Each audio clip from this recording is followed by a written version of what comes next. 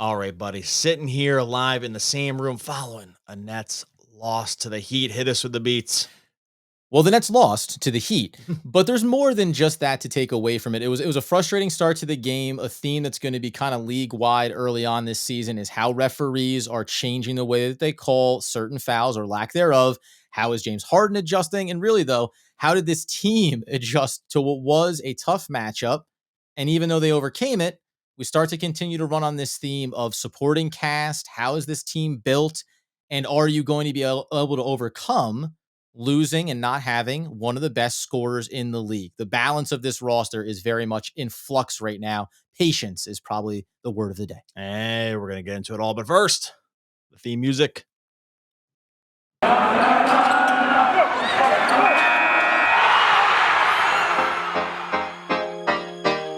You are Locked On Nets, your daily Brooklyn Nets podcast. Part of the Locked On Podcast Network, your team every day.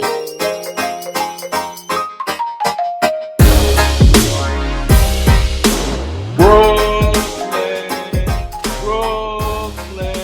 Yo. All right, welcome back to the Locked On Nets podcast on the Locked On Podcast Network. It's your team, the Brooklyn Nets, every single day. And for the first time, maybe not for the last time, we're coming to you together. Doug Norrie over there to my right, your left visually, at Doug Norrie, blue check mark, as we all know on Twitter. I'm at Adam Armbrecht, and we're here to break down, of course, the Brooklyn Nets' unfortunate loss at home to the Miami Heat. But this is nice for the YouTube viewers, Doug. They get a little bit of personal interaction here. Yeah, this is our first time sitting in the same room together, actually doing the podcast. I guess we did it a couple years ago prior to being on Locked On, and got to watch the game together tonight because my family insisted on doing it on a movie night over at the place. But I'm surprised you bailed on that one, by the way. Anytime you get a chance to watch Mamma Mia on a Wednesday with the rest of your family, kids that don't appreciate it, I can't say I appreciate it either. Okay, almost too strong. Yeah, we got to watch the game together tonight, and it was a rough one. Like, you can start it off here, but man, I don't think we complained as much as probably Nets Nation did about what was going on here, and I think there's probably some legit complaints. But man, this is another tough one for the Nets. It seems like this would be the kind of thing where we say losing the forest for the trees, right? And so we'll start at the top. Refereeing was not necessarily on the side of the Brooklyn Nets. The problem is that the Nets went ahead and compounded that problem by being generally sloppy, being a little bit careless. And we talked about it last episode, Harden hunting for calls, feeling like he's getting fouled in the new version of the NBA. This, again, there was a lot of that, some of it justified, but at a certain point, you have to turn the page on it and focus on what you can control. And it just seemed like it took the Nets a long time to get to that place. Yeah, I think early in the game, Nets fans are going to probably rightfully be, mad and annoyed that there was calls that clearly seemed to go. It was a very physical game. There's a bunch of calls that looked like there was multiple fouls. Now, I will say, watching an NBA player and their histrionics around something is not a good judge to the judge if the guy is getting fouled or not. That being said, there were plenty of times where the Nets were fouled. They were clearly very frustrated early.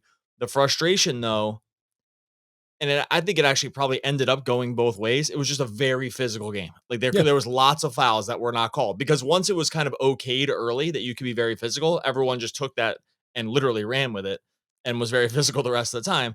The Nets, but the early on at least, and it wasn't the thing that ultimately caused them to lose the game, but early on, they just weren't able.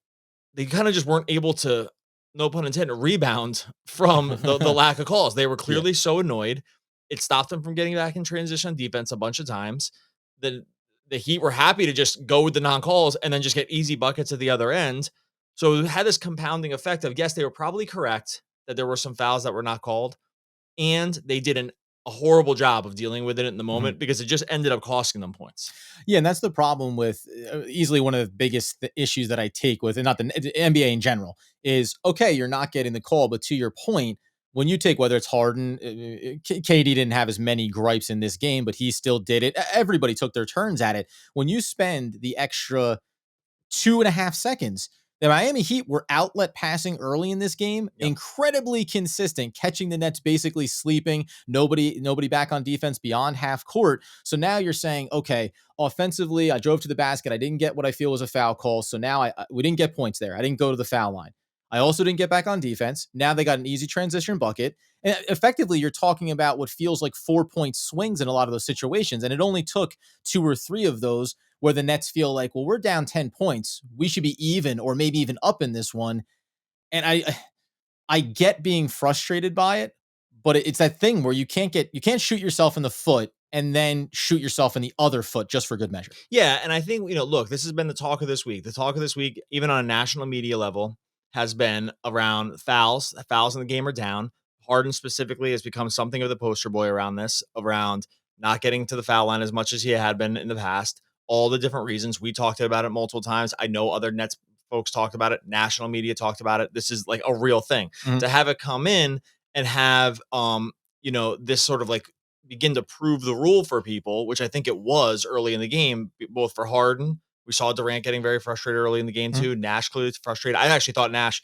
I wanted to ask you, like, did you think that Nash should have gone the extra mile? Because we said Yeah. we were almost waiting for it. And at some point, did you say, missed your chance to be like, just take the tee here? Yeah, there was a time to probably get teed up. There was a time, I don't know if it was like the Butler one that ended up being the Butler swipe that ended up probably not being a foul. There was a couple charges in there, like where you probably just had to put your foot down and say, hey, this is getting out of hand. Yeah. Even if it wasn't necessarily, if you thought it did, they probably had to. And so at some point, I think that you just probably take the L on the free throw on the possession and just say, I need to let them. And he didn't go that way. And Nash has been pretty even killed. I actually did look up. I couldn't remember if Nash had ever been teed. I couldn't find it actually. So if someone wants to at me, I looked and tried to find examples of Nash getting technicals and I wasn't able to find it. But regardless, I think that, that they come into this game with this being the narrative and then it sort of ends up playing out this way. And I don't know if it's playing out this way because people are just now expecting it. Like now it's like you're watching Harden on every possession and being like, oh, is he gonna get fouled? Did he get fouled? Why is he not getting fouled? Like I don't, it's not worse than the other foul hunting piece. I also don't want to watch basketball like this either. Right. And so I'm with you. I think generally more physicality is better to just let it go through. At some point, there's probably a breaking point around too much it's getting ridiculous. But I think my guess is Nets Nation is going to lay the loss at the feet of the referees here. And I just don't think that tells the whole story because it just doesn't tell the whole story. That's it. Like there's just more to it. It'd be disingenuous to say, well, they were, and by the way, because one of the hard things too, I think you would say it balanced itself out in the second half a little bit more. There was a stretch early in this game where it very much felt like we talked about it because we probably won't get to it where there were a couple of non-charge or they were called blocking fouls on the Brooklyn Nets in the first half. Then in the third quarter, I had said, boy, if this had happened right in sequence, this is where you would see Steve Nash take the technical because it felt like an exact replica of everything that had gone the other way in the first half. So you can make the case that it seemed like the referees were missing the calls or making the calls poorly that didn't favor the Nets. But to your point, when you're so hyper focused on it, you just end up in this place where you go, that was one. Why wasn't that there? And you pointed out really well. You start keeping the tally. You start doing this like mental tally. And you see it happening. You start doing this mental tally. Oh, there's another one. There's another. Because when you want something to be the case, your eye's just going to go to it.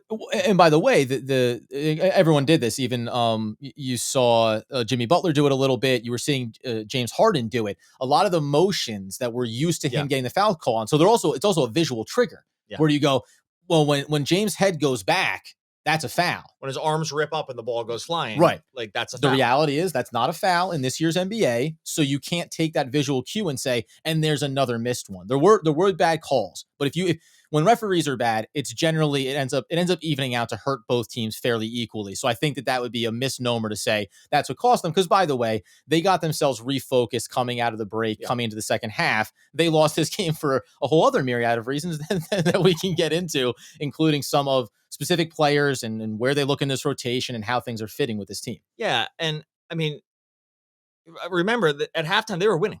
It's 51. You almost forget that part, right? You do forget. They came back and got it. It was 51-49 at halftime. The Nets had gotten back into control of the game and then ultimately lose by 13 because they let it slip away for reasons we're going to talk about. But I just want to make sure because like we usually don't lead in with referee stuff. It's not like well, no one here is pro ref, believe me. It's not like the cop walking through the parking lot. There should be just more trying referees. It feels like sometimes, right? cop walking through the parking lot at the concert trying to fit in. Like I'm not trying to do that. One of these Oh, things. hey guys, what do you got? Whippets? Yeah, I love I'm cool. I love fishes. This band's great. Yeah, so like the Grateful Dead's. So I just want to be clear about like not having Nets fans go and say that these are the things that are happening. This is not, it's just not the whole story. So we'll get to a little bit more of that. First, got to talk to you about our friends over at Rock Auto. I thought I was going to have to get on Rock Auto today, driving over here, actually. I'm hearing a little noise going on in the engine. I'm like, oh, that's not good. Car's got a few miles on it. Turns out I was just driving in second gear the whole time. So did not need to drive just for a little longer than I thought I had to. Did not need to call our friends visit our friends over at Rock Auto, but rockauto.com is the place for do-it-yourselfers to get their auto part needs fulfilled. You don't want to go to the local place. I was not going to go to the local place. They're just going to type this part in the car and stuff into their own computer. You have a computer, you go to rockauto.com. You're going to get the exact same level of service, but you're going to get it at prices 30 or even 50% better than those local spots. Rock Auto has been a family owned and operated business on the internet for over 20 years now. Everything you could ever need. You search by make and model. You are good to go. You go to rockauto.com. You see all the parts available for your car or truck. And all you got to do is in the How Did You Hear About Us box, type in Locked On so they know that we sent you. Amazing selection, reliably low prices, all the parts your car will ever need. rockauto.com. And of course, our other friends, we have many friends on this show, but our other friends over at betonline.ag want you to know that they are back and they're better than ever. With a new web interface for the start of this NBA season, there's more props, odds, and lines than ever before. BetOnline remains, by the way, your number one spot for all the basketball and football action, both pro and collegiate this season. You head over to that new updated website on your desktop or the mobile device in your pocket. We call it a cell phone. And you can sign up today and receive your 50% welcome bonus on that first deposit. Just use promo code Locked On to get your 50% welcome bonus on your first deposit. From basketball, football, baseball, postseason action heading towards that World Series. It's already kicked off. NHL, boxing, UFC, right to your favorite Vegas casino games. Don't wait to take advantage of all the amazing offers available for 2021. BetOnline is the fastest and easiest way to bet on all your favorite sports. BetOnline, where the game starts. And so, Doug, where the game really starts, and maybe where it ends, is a familiar theme that we've had for the Brooklyn Nets. There's some different things. We've talked about this from games in the past. Where are these rotations? What are some of the takeaways on some of the new players? But lead us into this conversation when we think about a familiar theme of how do you outscore a team and then hold those leads? It's usually based around what happens in and around the basket, and it continues to be a theme that the Nets cannot seem to overcome. They can't score. Well, that's a part of it too. Sure. Now there's a ton of problems. Some of these, okay, so I'll save the can't score here thing for a second. Some of these are problems that have now carried over for two seasons, and they continue to be problems. And they are points in the paint, opposing points in the paint, opposing points off turnovers, and second chance opportunities. Like these things have absolutely killed. They killed them last year. It didn't matter for reasons that we'll get to in a little bit. It didn't matter that they didn't do those things particularly well, because they were able to counterbalance it with this other unbelievably high-powered offense. Sure. That second part is not happening for them now. And now that the part that we see when you watch these games, it's another offensive rebound. It's another offensive rebound. I mean, the offensive 17 offensive rebounds for the Heat tonight, 4 for the Nets. Now it's okay. The Nets have never done this well, but the disparity on that part of the game specifically around size in the interior, sometimes it's not even size. It's just sometimes I want to say it's bad luck. It's like a lack of awareness, like a lack of just sort of like guys who seem to really understand where exactly the ball is going to land. Like there's I'm being serious. But because I want to add to it, I think the important piece that we saw a lot in this game that in terms of the different players and pieces, communication. Yeah. When you're underneath the basket and you have, it doesn't matter. It can be Joe Harris and Millsap, Kevin Durant, Bruce Brown. All these guys are in the mix there. James Harden, they're all in and around the basket. At some point, there needs to be the understanding, hey, when it comes to a gang rebound scenario, my job, Paul Millsap, is to make sure that Bam Adebayo is a little bit further from the rim than you'd like to be. Your job, Joe Harris, is to get in front of point guard X. And Bruce Brown, because you're this athletic little, jump around kind of guy, master of none, but really good in a lot of different areas, your job's to jump in there and grab that ball and get it out and start to outlet and get ourselves going the other direction. That seems to be as much of a part of it as anything, because there's plenty of bodies there. So it has to be more than, oh man, unlucky. The Miami Heat seem to be getting all these rebounds, right? There's something there about execution and just the way in which you approach those opportunities. And because it goes the other way too. Offensive rebounds, the Nets don't seem to have those timely opportunities to get second chance looks. It's not part of what they want to do. It's okay. Like, you don't need to sell out at the basket for offensive rebounds. Some teams do, some teams don't. The Nets, again, have not needed to do this sellout because and this isn't really the only problem. They have not needed to do this in the past because, you want to get back on defense. It's just not worth it. You don't have the personnel. There's lots of reasons you don't do it. Now, but 17-4 is not. And it's just this recurring problem where it's like, it's so and it's a combination of, probably some of it is a little somewhat more easily avoidable by just boxing out better, by when there's three guys in the paint, just one of them being able to grab the ball and not letting Jimmy Butler, Bam Adebayo or Dwayne Dedmon get another opportunity. And it's so demoralizing because it usually like comes at the expense of a streak that's the Nets are on, or like, they're getting back into the game or something like that. Or by the way, a foul, right? Taking a defensive foul where you feel like, hey, we can get this rebound and go the other way. Now you've picked up your third or fourth early foul. And they become these terrible swings. They become these terrible, 4-point, 6-point swings. Let's get to the other piece of it, which is where we wanted to start our second segment, but I derailed us pretty quickly. We do show notes. We like to do rundowns here. And my plan is to not only introduce where we want to take the segments, but then also be the first person to go away from it. Scoring is the other piece of this, right? Coming into this game, coming into this season, really, there's a stark contrast, and there's sort of obvious personnel that is not on the court for the Brooklyn Nets this season, but they are now through 5 games showing a significant drop off in offensive production. Yeah, they averaged 108. I had it in front of me before that. It was 118, right? 118 and change points a game last season, and now it's like 102. It's a 16-point drop off from season over season. It's probably fine. Yeah. So again, this is what I was saying before, is that when you allow these second chance points, or you allow points in the paint, these things that are, problems for your team, it was often masked by their ability to just absolutely run roughshod on the other team on the offense, because you're like, okay, we'll give it up. Like, we won't sell out here. We'll get on the transition. Like, we'll just do stuff that'll end up helping us.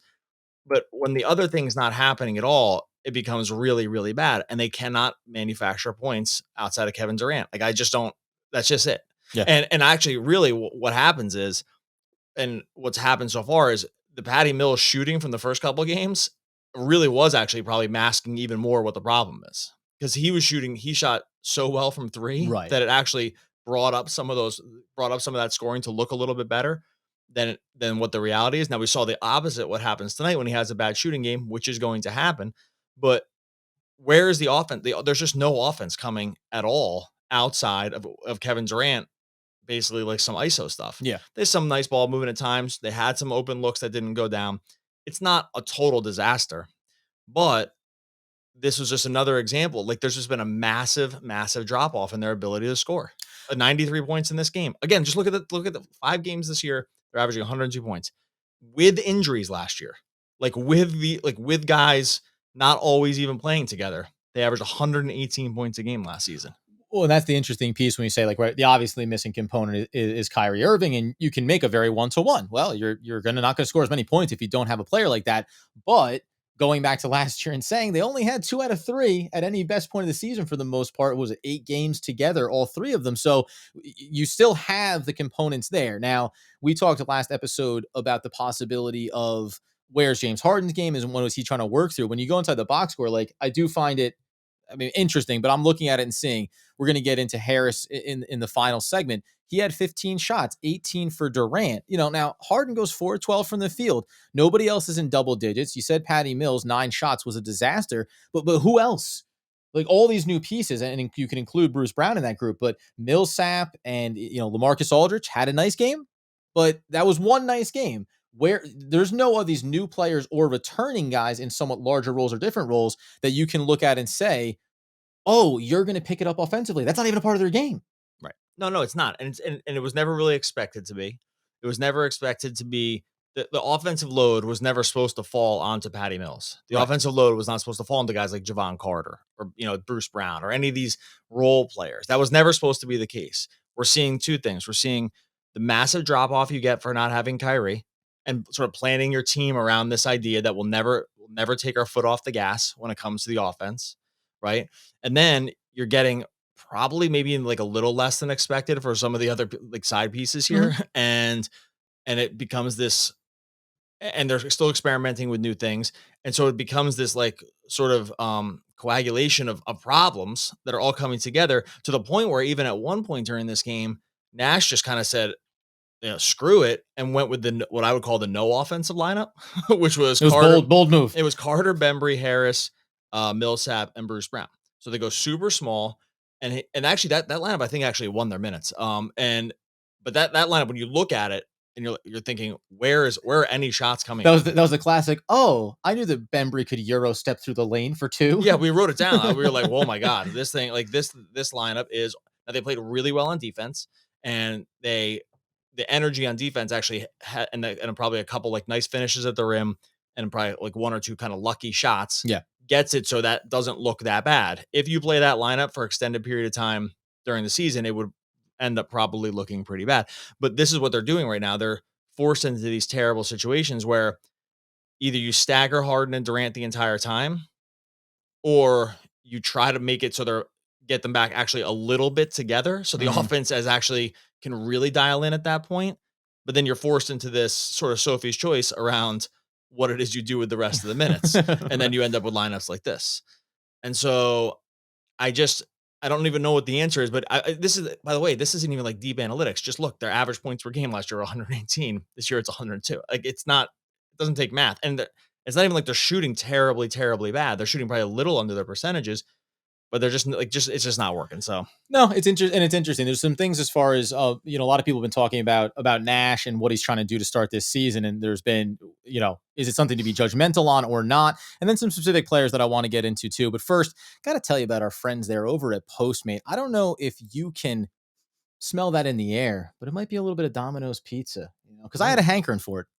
Listen, I like a little favorite there. I'm a gluten free man myself, and they make a choice pie if I can recommend it. But with Postmates, I get all my favorite foods from the local restaurants in my neighborhood delivered, no leaving the house, and even better, no getting in the car or finding a parking spot. I just say, hey, send it my way if you don't mind. And Postmates isn't all just burritos and sushi. I can order that pizza that I want. I can even get some things like toothpaste and a phone charger on demand. So if I have a need for something, Postmates is there to go and grab it and get it to me.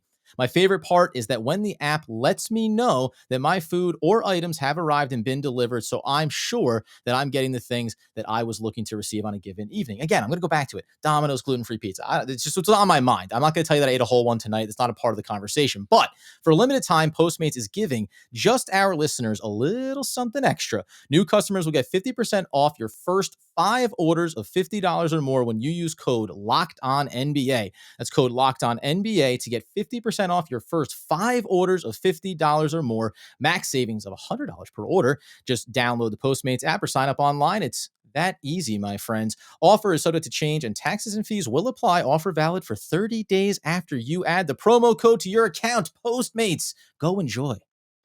and something though I think we all could use in our life right now, a little not sweating.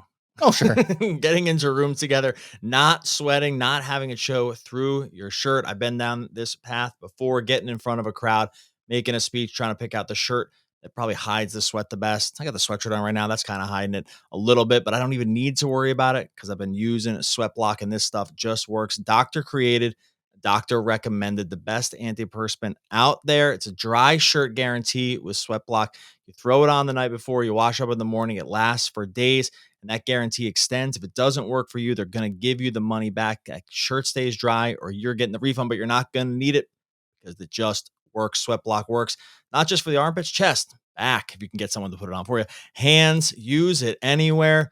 Oh, they I was gonna say ahem anywhere, like a little joke, but that's what if you or someone you know or care about is dealing with this excessive sweat, you got to check out Sweat Block. You get it for 20% off at sweatblock.com. You can also head over to CVS or Amazon as well. It's all there. 20% off at sweatblock.com. You have to use the promo code locked on sweatblock.com. What I also want to say here as we get back into the conversation, thank you for making us your first listen every single day. We're free and available on all those great platforms. You enjoy us and we enjoy you enjoying us. It's a symbiotic relationship, really. But let's talk about some of these guys, though. We had said this on the last episode. The minutes you had said minutes aren't there for Millsap for me to really to say anything about him. He was playing under 10 minutes. How could I learn anything? He played more minutes tonight. Do you feel like you learned something? Because there was a point where you want to talk silver linings or just nice takeaways. He played physical against Bam Adebayo in under the basket. And this is late in the game, by the way, late in the fourth quarter when they're right on the edge of it being over.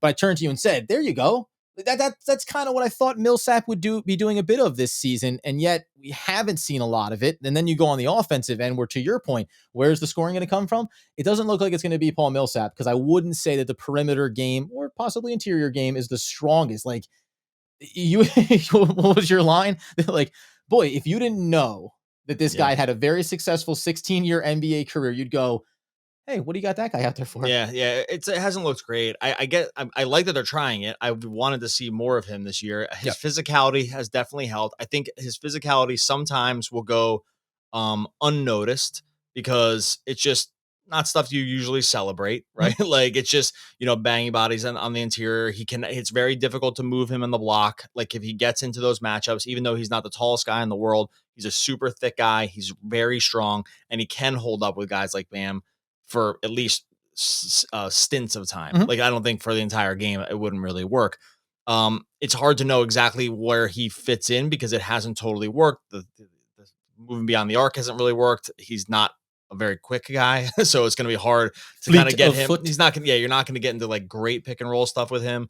And they just really haven't gone to it too often. So I would still say jury's out. I think that it hasn't looked great, and I thought that this was probably a decent matchup to throw him out there in because they have some sort of versatile bigs that he can hang with that aren't going to be totally oversized, like totally overmatch him and overwhelm him. But at the same time, yeah, I do. It is one of those things. Like, if you didn't know this was Paul Millsap and you didn't think that, this guy had been one of the better players in the league for a long time, right, random journeyman. If you got dropped in right now, it'd be really tough to tell. Like, I just don't know if you're seeing all of it. So jury's still out. I still like that they're playing lots of different guys. I do not think any of these games are must-win games. So I think that still continuing to try different things is the thing to do. And it's sort of becoming increasingly clear that probably none of these combinations are really going to work without James Harden or Kevin Durant. And I'm still here all for it. Like, I like the Bembry minutes. I like Bruce Brown was super active on defense again. Like, I think that there is stuff here. It just doesn't really solve the central problem, which is they're still struggling to score. But I'm all for the experimentation with my expectations still kind of low around the hot, like the upside. There's no upside with these guys. Like, they're, you know what I mean? Like, they have a high side. Yeah, they have high floor. They're high floor players in that it's unlikely they're going to kill you because they're all pretty smart. They're all really defensively sound. They're all super physical. That's all great. They're just all role players. And when you just are filling a lot of your minutes with a lot of role players, these are what the results are going to be. Unless the superstars are just going to completely ball out, which you're not going to do for 48 straight minutes. So I just, this is just what we're going to get here. I don't know. They just need Kyrie Irving back. I just that's it. It's so simple. It shouldn't be this simple, but it kind of just is this simple. If the Kyrie is on the team, we're not talking about any of this. Yeah, everyone gets moved up. Everyone gets moved up the ladder here in a way that was never intended. Right. And then it becomes completely exposed. It's not anyone's really fault. It's just, this is just what happens when everyone has a role 1.5 steps more than they were supposed to. You're just going to see by Peter principle, like they're all getting Peter principled out of this. Like, they've just risen to a level of their most, it's not incompetence, but you know what I mean? Like, that's the Peter principle. Right. Yeah, like, you're being exposed, but because you're being shown too much. Yes, right? Exactly. The minutes are supposed to be set in a certain range for a given guy so that you get the value out of him. Like a guy like Bembry, who I thought had a nice little game for himself tonight, but that's really what you want from him. A nice little game, couple of good defensive plays, maybe a little something on the offensive end for 1 or 2 possessions. Great.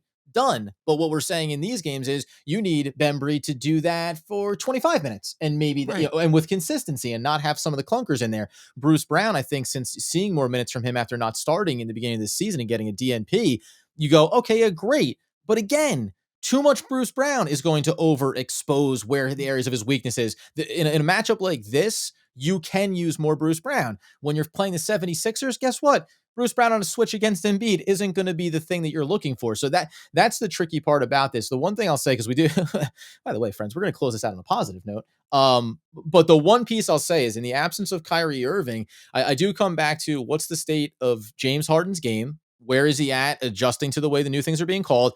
And you had mentioned this coming into the season saying, spot up 3-point shooting is not a part of necessarily James Harden's game. He again took 8 3-pointers. He was 3 of 8 from beyond the arc. That's not terrible by any stretch. And also, I think in the short term, it would behoove him to take 2 or 3 of those shots off of the perimeter and put them inside. Now, he only went 4 of 12 overall from the field, so you can take away from that what you want. But that to me, again, is the adjustment to the way things are being called and just getting more downhill, attacking the basket. Those shots are going to come. But I do think that in the absence of Kyrie, Harden needs to change where his shot selection comes from so that he can be a complementary scorer to Kevin Durant, as opposed to this thing of, I'm going to fire my shot, but guess what? There's no one to pick up the slack for you when you run a little cold from the outside. Like you want him to be higher usage, is that what you're saying? Like you want him Yeah. to just be taking more shots? Yeah, I think Taking more shots and taking more quality, taking more high percentage shots. The perimeter looks for him are not high percentage shots for him ultimately, right? On ball dribbling and creating that space, that's not a high percentage shot for him. So the more that he takes of those and the less that he takes them in the lane, and it's also a compounding effect. You get into the lane more, you shrink the defense, you knock down a couple of those floaters, you get to the basket. We saw a little bit better passing in this game, right? Better ball movement all of a sudden, and that will get to the guy, Joe Harris, right? All of a sudden, he has what feels like a much more normal Joe Harris kind of night. He officially becomes the all-time Nets franchise 3-point holder now, passing Jason Kidd, hit 814, I think was the end number here, tied at 813. But you saw he's knocking those shots down. So keep driving, keep pushing it into the lane and create open looks. Patty Mills was he on fire to start the season? Of course. Did he cool off tragically tonight? Yes. Somewhere in the middle is what he can do for you. So on a more consistent basis, you're going to get 2 or 3 outside looks from Patty Mills that go, and the game looks a little bit different. I think Harden has to continue to lead into that facilitator role, and the best way to do that in a scoring first mentality is to get into the paint. Yeah, I thought he actually looked a little better on offense Did look better, at yes. times tonight, and I just didn't think we probably saw enough of it. I think they did a pretty good job of a kind of point of attack defense on him, especially as they got a little bit more into the game and began to start to take away some of the things that he was actually doing pretty well early, which was like trying to get to the basket, probably still trying to draw fouls. Some of them came, some didn't. We saw him do the step back. He hit the step back and one with Duncan Robinson where he landed in his zone. So I thought a lot of that stuff ended up being pretty good. It just, I think I'm with you. It just didn't end up being enough. And he only ends up taking 12 shots. I think, again, Miami did things to sort of mitigate his ability to get shots off. Yeah, And good defensive team, by the way. Great on rotations, great on coverages, like and very familiar faces on that roster, right? another thing to kind of remember here, and I'm bringing up the scoring piece. They've had a really bad run of who they've opened the season up against. Not bad. I mean, these are teams they're going to have to beat later in the season, but their opening season, Bucks, amazing defensive team. Sixers, even without Simmons, a very good defensive team. Right, this Miami team is very good. Charlotte is kind of feisty. That they're not a good defensive team, so whatever.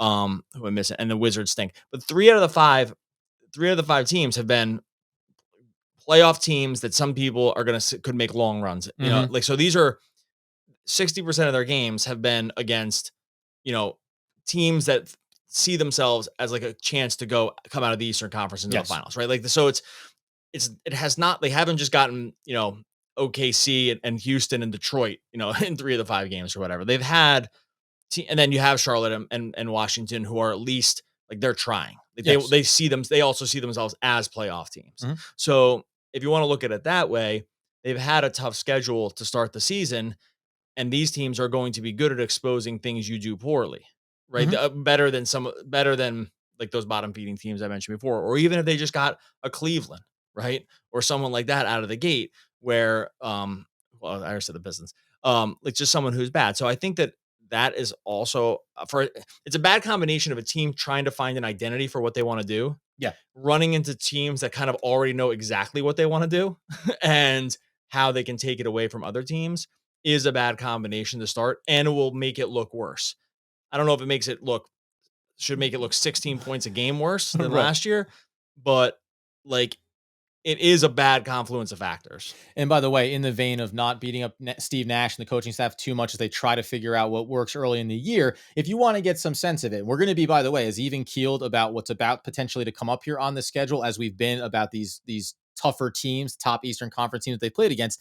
They do have the Pistons. They're going to get the Pacers, then the Pistons, the Hawks, who are primarily more of an offense run with them kind of team. So you want to think about the defense necessarily in the same way. And That's then gonna be a tough game. no, going to be a tough game, by the way. Yeah, not skirting past the Atlanta Hawks. And then you get Detroit again, followed up by Toronto, a very well coached team, etc. But the point is, these next handful of games, we keep coming back to this. I feel like it's going to be the theme.